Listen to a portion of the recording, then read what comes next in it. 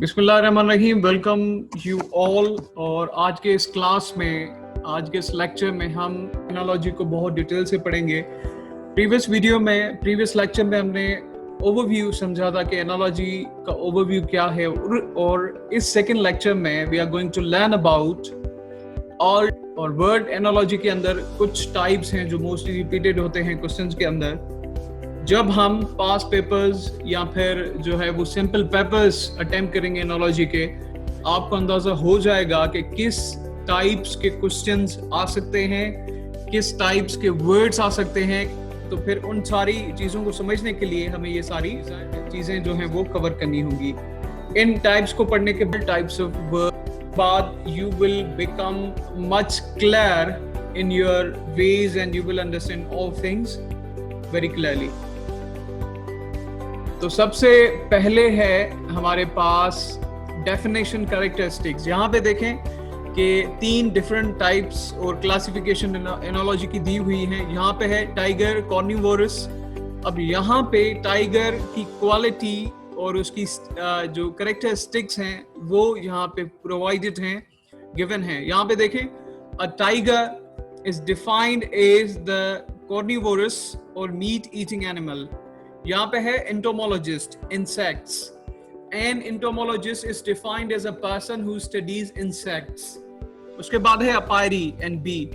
apiary हम उसे कहते हैं कि apiary एक बॉक्स होता है जहाँ पे बीज को रखा जाता है, उनकी फॉर्मिंग की जाती है जिस तरीके से उनसे ज्यादा हनी प्रोड्यूस की जा सके, उसे हम apiary कहते हैं। ये कुछ एग्जाम्पल्स हैं आपके लिए, आपकी अंडरस्टैंडिंग के लिए।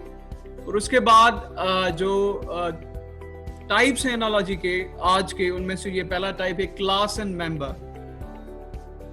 बहुत सारी ऐसी चीजें हैं जो क्लास एंड मेंबर्स में डिवाइड करके हमें दी जाती हैं। कभी उनका क्लास दिया जाता है, हमें मेंबर को तलाश करना पड़ता है। कभी हमें मेंबर दिया जाता है तो हमें क्लास को तलाश करना पड़ता है। तो ये कुछ एग्जाम्पल्स हैं, हर टाइप के कुछ एग्जाम्पल्स हैं, तो ये सारे आप बआसानी समझ जाएंगे। अब यहाँ पे देखें, रेप्टाइल एंड स्नेक है, और यहाँ पे अ snake is an example of a reptile. Reptiles के अंदर बहुत सारी दूसरी चीजें भी आती हैं, लेकिन अगर स्नेक वहां पे ऑप्शन मौजूद है तो we are going to choose that. यहाँ पे देखें, मेटाफिजिक्स एंड फिलॉसफी। अब यहाँ पे भी क्लास एंड मेंबर की बात है। मेटाफिजिक्स जो है वो बिलोंग करती है फिलॉसफी से, it's a branch of philosophy. Class इसकी फिलॉसफी की है, मेटाफिजिक्स इज इट्स पार्ट। आगे है sonnet and poem. We know that sonnet जो है वो 14 लाइंस का एक छोटा सा पोम होता है, it's a type of pome.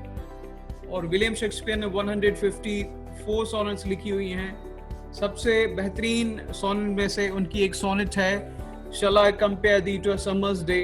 Time मिले तो वो आप देख लीजिएगा, बहुत ही जबरदस्त सोनेट है। और इसके आगे जो है दूसरा टाइप है वो है सिनोनियम्स। सिनोनियम्स काफी आते हैं। अगर सिनोनियम्स आते हैं इंग्लिश के पोर्शन में सबसे ज्यादा, तो एनालॉजी में दूसरे वर्ड्स दिए जाएंगे। अगर सिनोनियम्स कम आते हैं, एंटोनियम ज्यादा हैं, दूसरी चीजें इंग्लिश कम्युनिकेशन में ज्यादा दी गई हैं, रीडिंग कॉम्प्रिहेंशन पैसेज बड़ा है, उसमें क्वेश्चन ज्यादा हैं, तो फिर सिनोनियम्स पॉसिबल है एनालॉजी के अंदर भी दिए जाएं। एनालॉजी के अंदर जो सिनोनिम्स दिए जाते हैं या फिर कॉमन सिनोनिम्स दिए जाते हैं, उनमें कोई इतना फर्क नहीं होता। लेकिन एनालॉजी में जो टाइप्स हैं, क्लासिफिकेशन हो गई, या दूसरे जो टाइप्स हैं इसके, मेंबर, ग्रुप है, इंडिविजुअल है, फिर ग्रुप है, या फिर क्लास एंड मेंबर है, इस तरीके की जो भी चीजें हैं उनको आगे रख के आप सारी चीजों को सॉल्व करते जाएंगे। तो सिनोनिम्स वहां पे भी सेम होंगे, यहाँ पे भी सेम होंगे। आपको सिलेक्शन ऑफ वर्ड्स जो है वो बहुत केयरफुल होकर करनी है। तो जब हम पेपर सॉल्व करेंगे वहां पे दूसरे आइडियाज में आपके साथ शेयर करूंगा कि कोई अगर एनालॉजी में क्वेश्चन आपको नहीं आता, सिनोनिम्स में नहीं आता, एंटोनियम्स में नहीं आता, तो उसको कैसे डील करना है या फिर कैसे स्किप करना है। यहाँ पे है हम जानते हैं कि synonyms are words which give similar meaning, और सिमिलर मीनिंग के साथ सिनोनिम्स की एक क्वालिटी दूसरी आप माइंड में रखें, वो ये है कि सिनोनियम का क्लास भी सेम है। अगर कोई एडजेक्टिव है तो उसका सिनोनियम भी एडजेक्टिव होगा, कोई नाउन है तो उसका सिनोनियम भी नाउन होगा, वर्ब का सिनोनियम भी वर्ब होगा। ये आप माइंड में रखें। कभी कभार आपको कोई वर्ड नहीं आ रहा, या आपने कोई वर्ड देखा है जो सिमिलर मीनिंग तो है लेकिन वो नाउन है क्लास में, तो फिर उसको आपने टिक नहीं करना, आप एडजेक्टिव के बजाय एडजेक्टिव को ही टिक करेंगे। तो पार्ट्स ऑफ स्पीच यहाँ पे आपको बहुत ही मुफीद साबित होगी और बहुत ही स्कोरिंग साबित होगी आप सबके लिए। अब नेक्स्ट यहाँ पे हम देखते हैं कि वर्ड है magnificent then grandiose. Grandiose means magnificent, they are synonyms. आगे है to ratiocinate is to think. आगे है रेसिडिविस्ट, ब्लैक स्लाइडर, ये भी दो आपस में सिनोनिम्स हैं, इनकी मीनिंग लिखी हुई है। रेसिडिविस्ट और habitual offender is a backslider. Antonyms, antonyms of words that are opposite in meaning, both words belong to the same part of।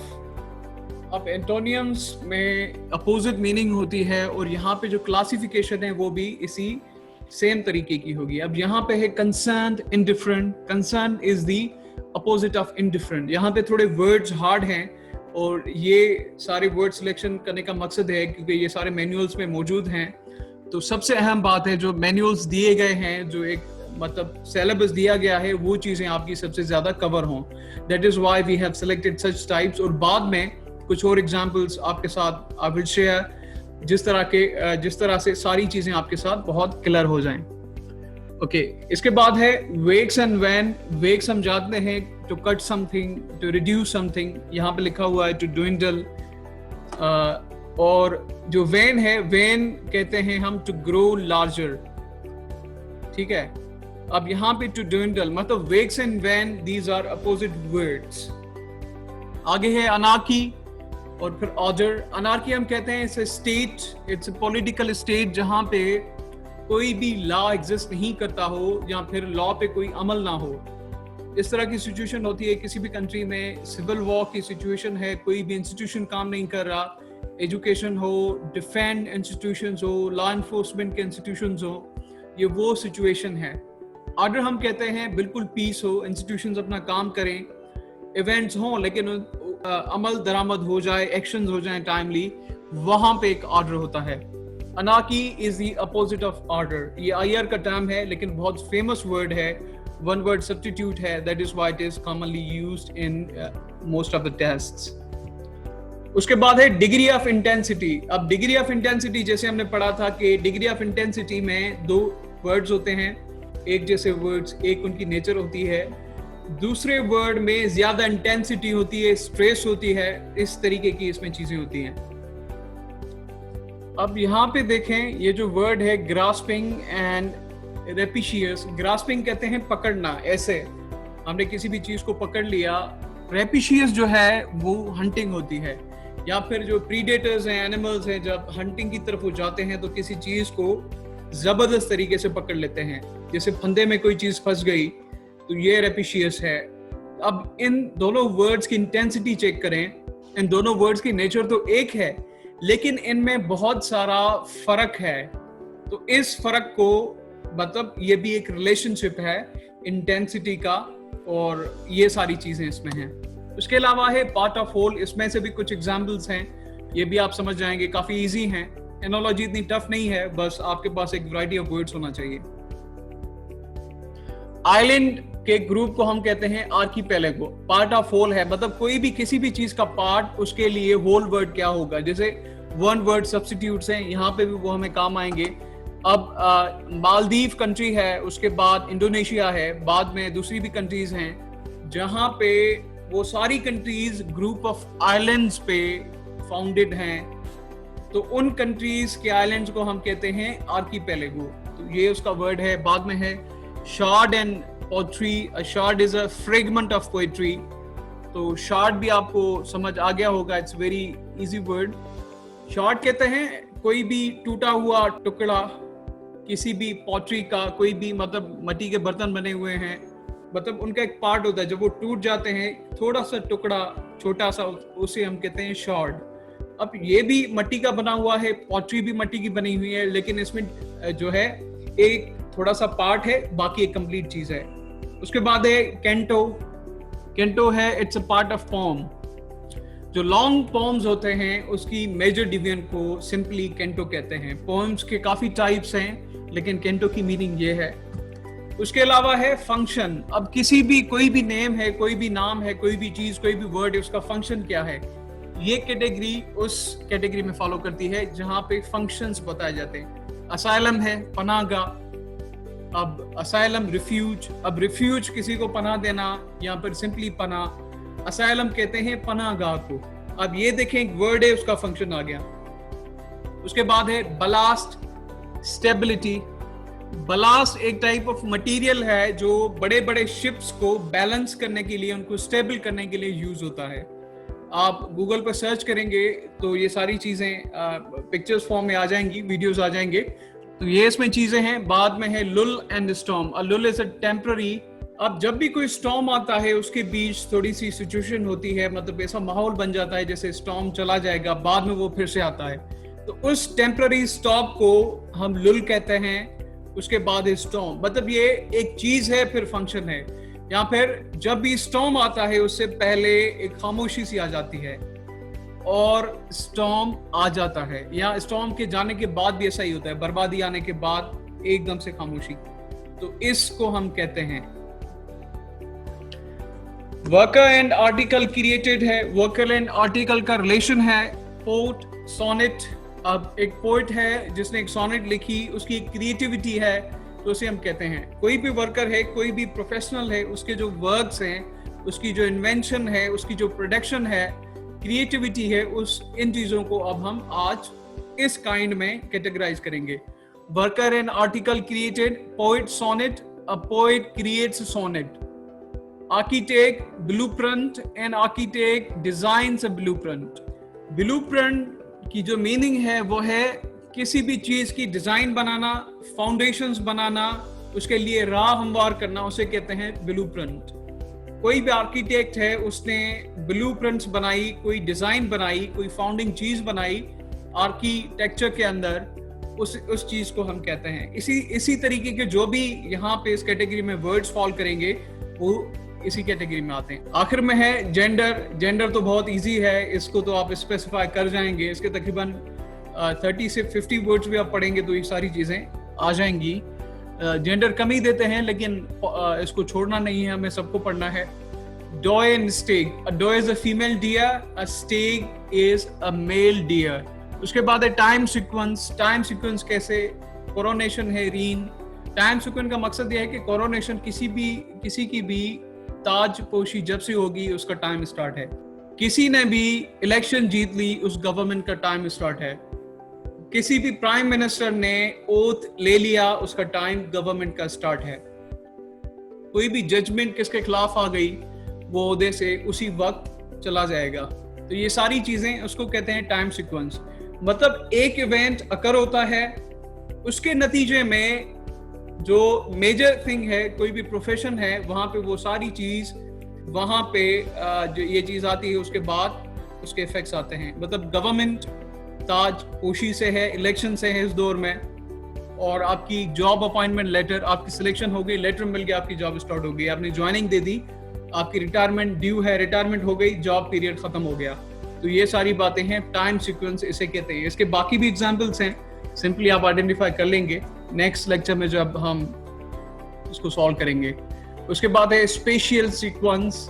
अब स्पेशल सीक्वेंस का एक पैसेज नंबर 2 में एक सवाल भी था कि स्पेशल सीक्वेंस में क्या क्या चीजें आती हैं। स्पेशल सीक्वेंस बेसिकली लोकेशन को डिनोट करता है या फिर स्पेस को। किसी भी चीज के बारे में आप किसी भी पर्टिकुलर लोकेशन का जिक्र करें, फिर दूसरी चीज के बारे में, फिर तीसरी चीज के बारे में, या फिर स्पेस के हवाले से। अब यहाँ पे देखिए रूफ एंड फाउंडेशन।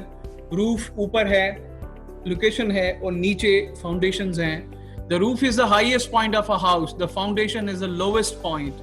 अब इन चीजों में फर्क है, ये मतलब 2 चीजें हैं, इसे कहते हैं स्पेशल सीक्वेंस। उसके बाद है symbol and quality. Symbol and quality कैसे है, कुछ एग्जांपल्स मैं आपके लिए लाया हूँ। It represents dove, peace. White flag भी है जो भी पीस को शो करता है।